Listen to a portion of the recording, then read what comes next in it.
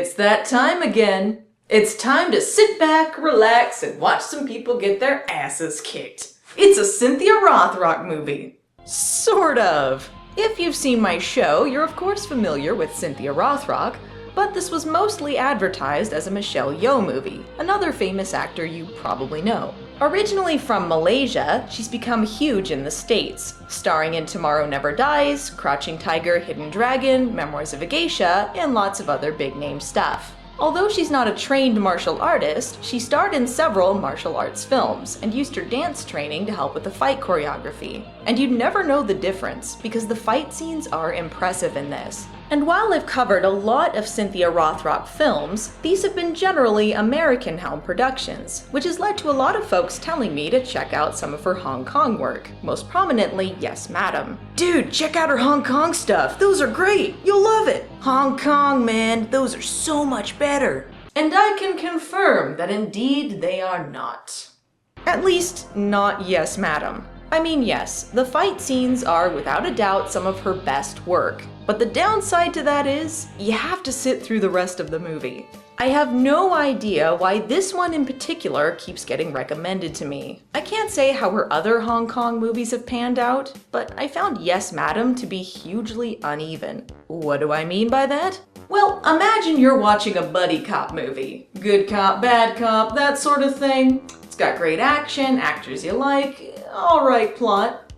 Okay, now spend about 80% of that movie focusing on 3 background goons who should have been dead within the first 10 minutes.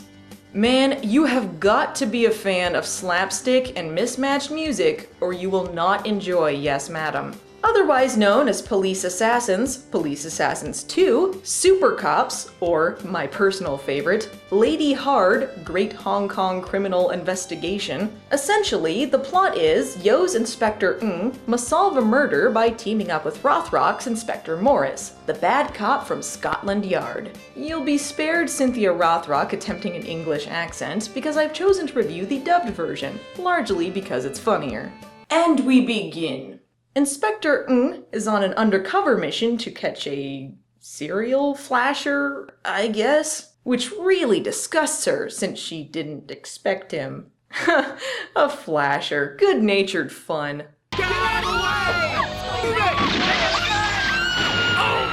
This movie wastes no time. We're immediately thrown into a robbery shootout, coincidentally happening right outside the Flasher bookstore. Bullets flying, cars crashing, bodies dropping. Like seriously, intense. Get a move on! Oh my god. Right. She's the best, she's the greatest, she's the best in the world! Hey, mind your business. But I think you guys do a great job. Get moving. Yeah, that's about 90% of this thing. It's a comedy. To give the movie credit, that's one of the actually funny jokes. We don't get so lucky later. Inspector Ng is meeting her old unit instructor from Scotland Yard, who she'll be staying with on her vacation. They're meeting at a hotel for dinner, and he's given the largest hotel key in the universe. I hope I don't lose it. Dun dun dun dun. Seems legit. No, please, don't do that. Come on, dude, he said not to do that. An apple a day keeps the doctor away. Ha ha ha ha ha. Our killer here, Dick, has been sent to retrieve a microfilm that could incriminate his boss in his generic criminal activities. While he's looking, he's interrupted by room service, who is actually a bumbling thief. Bumbler McBumbleson bumbles bumblingly and ends up accidentally stealing the microfilm while looking for cash, bumbling into Inspector Ng and taking off with his equally bumblesome accomplice. They decide to take the inspector's passport to their expert forger friend, who is currently getting his ass kicked. I got a whole trunk full of fake grenades. Try again. What happened, Jerry? Somehow we're magically okay. Luckily, he's rescued by his thief bros via a wacky scheme. These 3 are named, shit you not, Aspirin, Strepsil, and Panadol. Aspirin is the... no one cares which one is which. Isn't about time you two stop bitching. I've had enough of it. Hey, that's my beer you're drinking. See, he's such a selfish bastard too. You always drink my beer. You're a heartless bastard. A cold-blooded animal! Maybe I am. This is my place. You don't like it? Get out! You two have been quarreling for 20 years now. I'm tired of being the umpire. You hear me? I'm sick of it. Did you enjoy that? Good! These are our main characters. Meanwhile, Dick's boss, Tin, threatens what will happen if he doesn't get a move on with that microfilm thing. If I don't get my hands on that negative, then your future won't be rosy. If there's one thing you can say about Tin, he loves to laugh.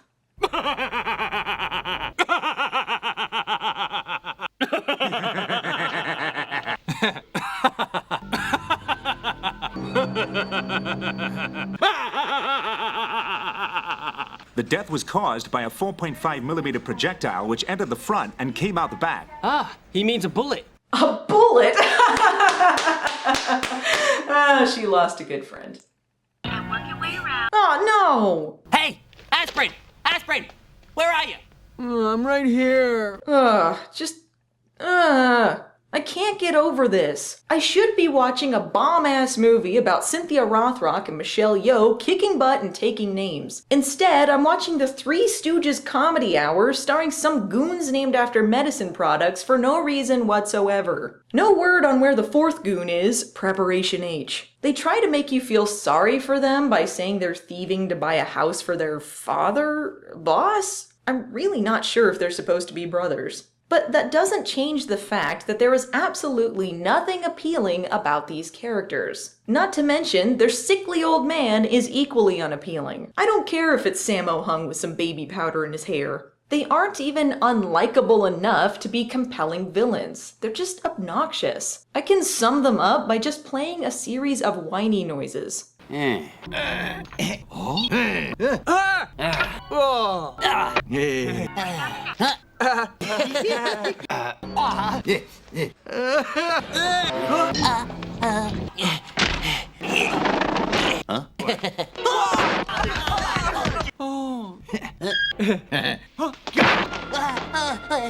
three of them discover the instructor is dead and, wanting to save their skins, tip off the police that someone is going to use the instructor's passport to leave Hong Kong. In the most suspicious manner possible. Fight scene! Ooh, I do not want to know how that landing went. He makes the mistake of taking hostage another inspector from Scotland Yard, who's just arrived in the airport to assist with the case. Also, she has a fake leg. What? If you're wondering why people remember this movie, these scenes are why. The fights are absolutely fantastic. If you've listened to any Cynthia Rothrock interview, you'll probably hear her mention the difference between American and Hong Kong fight scenes. Something that would take a month in America, they'll give them a day to do it in Hong Kong. They want the martial artists to go harder and faster, which means it's a lot more dangerous. But the results are pretty damn spectacular. It's hard not to be invested when you see people flying through the air and crashing back first into sinks. I'm sorry, they lack some decorum. I know the type. It's usually very little dick and all Orem. That was almost wordplay? Is this really necessary? Yeah. I mean, yes. As you can see, Morris has quite an attitude. Now that these two girls have met, tension is high. I didn't ask to be put on this case, Inspector. Oh, well, you know, I didn't ask for your help either. You see, the feeling's mutual. I'm very politely miffed at you. They question the suspect to try and find out who sold him the passport. First using Ng's method of very politely asking him pretty please with a cherry on top. But don't forget, you could go to prison. 8 years, that's a long time. Well, that's your decision. But drink your tea and just think it over, then you can decide. Then they try it Morris's way.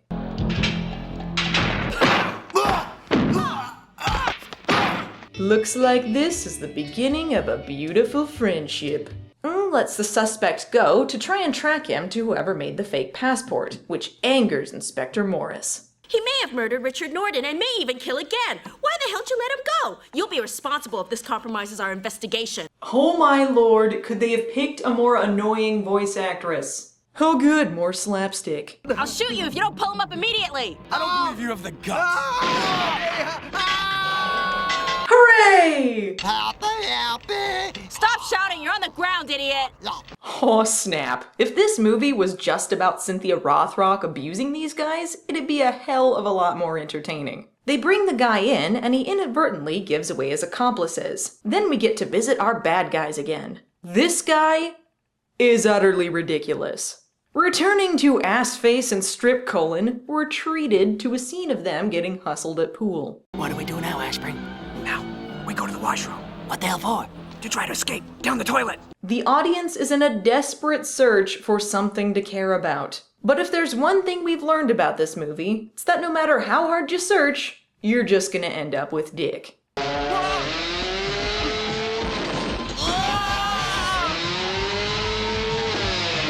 Awesome!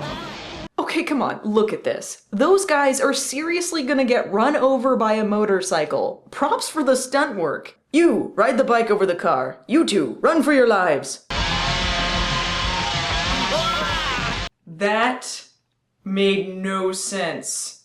But who cares? Why are there so many convenient ramps in this alley? Who knows? Doesn't matter. This sequence is awesome. This chase eventually leads into a nightclub where the three of them are spotted by the inspectors. A sweet fight takes place, and Cynthia Rothrock does a flying tackle through the club. Aspirin, you get it. That the Chinese takeaway? No, it isn't! Oh, damn it!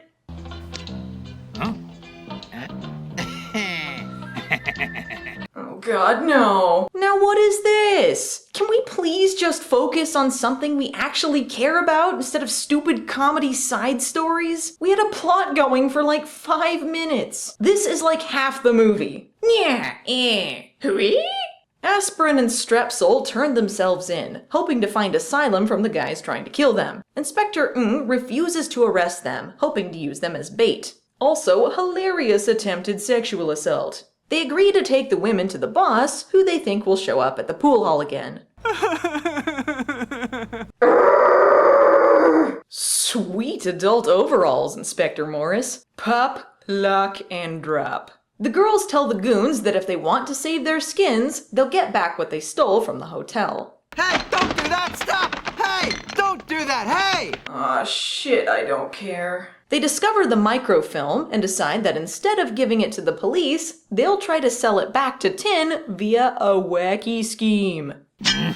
Dennis. Saddam Rambo here is named Dennis. Things go awry and Ass Punch ends up being held captive. Where's your partner hiding? Oh, I can see the light. The police attempt to arrest Tin and have to let him go because of a microfilm switch thing. Don't worry about it, it's just gonna kill more time. And our inspectors are thrown off the case. Looks like these two are gonna have to play by their own rules. Panadol is killed by Dick, and Strepsil decides to take justice into his own hands. So cool. Oh, come on, his mustache is falling off. Yeah! Don't, or I'll burn it! Good. Just go ahead. You'll be doing me a favor. If you burn the evidence, the police have no case, and I'm out of trouble. All right. Just kill him. Oh, yeah. The microfilm, I swallowed it. So he did. Cut him open. Okay, so disemboweling someone in front of the police is less incriminating than finding the microfilm? Okay, now that guy's just flying. Bro slap, shit's about to go down. They saved the best for last, because this is the best fight in the movie. Look at that. I can't even. This eventually leads to a showdown with Dick and Dennis here. Ah, that's typical of women, always talking! You're right. That's why their tongues are much longer.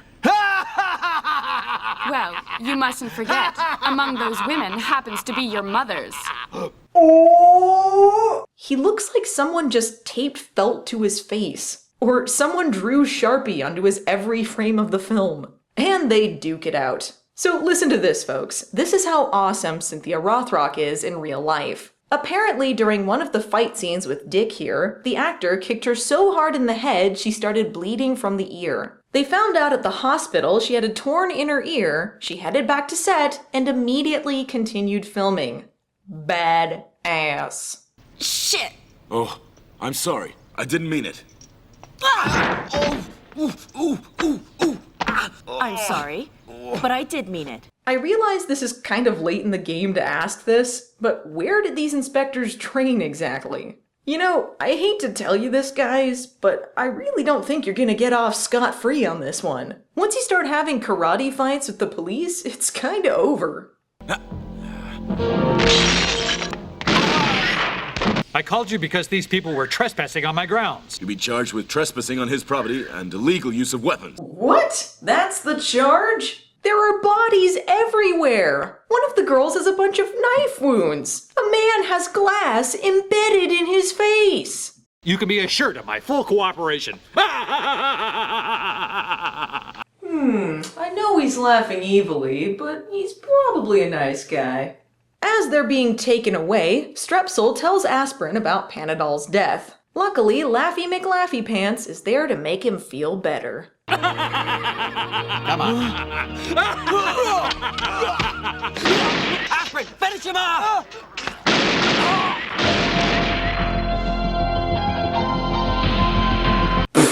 That's it? That's the ending? No wrap-up or anything either? Just dead, random watches. Well, guess we're done here. Wow. Yeah, that happened. So, I probably came off a bit harsh at the beginning of the review. The truth is, Yes Madam isn't really a bad movie per se. I just wouldn't call it a good one either. Like I already mentioned, the fight scenes were spectacular, a real show of skill from all the performers. But you have to sit through a lot of bad comedy to get to it, and some of it might be simply lost in translation, but for the most part it was just obnoxious. There's nothing likable about the three characters the movie chose to focus on, and the lack of screen time from Rothrock and Yo is a real letdown. However, there are some actually funny jokes in this, and a handful of pretty cool moments. And while it is uneven, it's not a waste of time either. Just know what you're getting into when you sit down to watch it. See ya!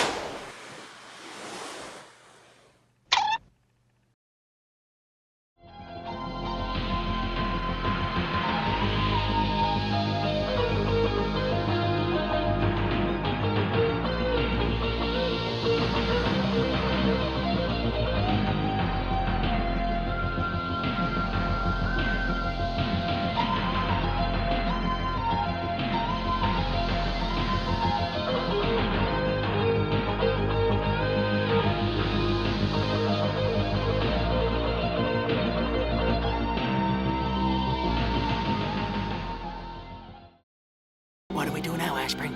Now, we go to the washroom What the hell for? to try to escape down the toilet.